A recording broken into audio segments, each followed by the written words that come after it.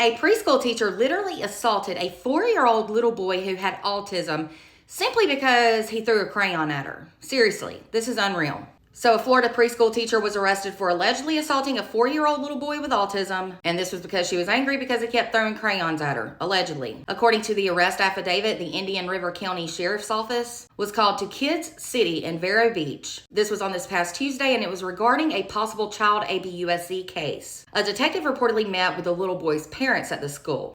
This was after the owner of the school contacted the parents about an incident involving their son and his teacher, 48-year-old Alice Wood, who is pictured here. As a result, Alice was luckily fired after the incident.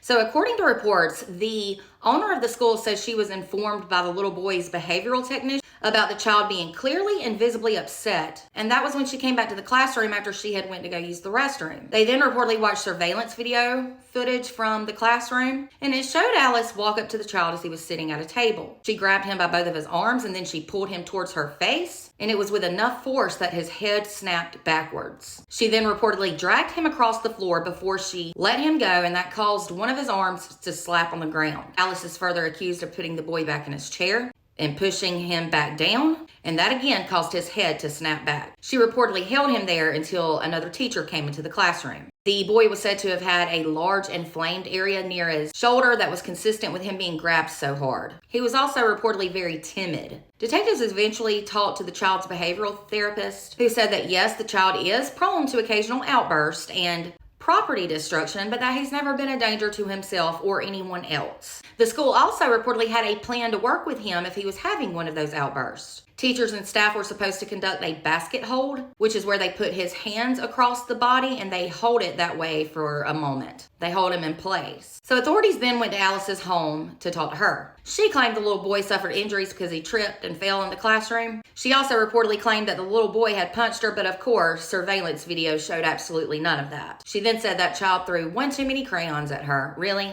She further said that she regretted the incident and that the force was excessive.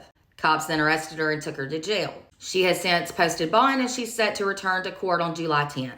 This is unreal, and all I can say is some people do not need to work around children, especially if they can't take crayons being thrown at them. Children sometimes do that whether they're autistic or not. I mean, come on. I'm definitely glad she lost her job. Let me know your thoughts in the comments. I'm glad I'm not that child's parent because I would have flipped out. For more true crime, be sure to follow and subscribe over on YouTube.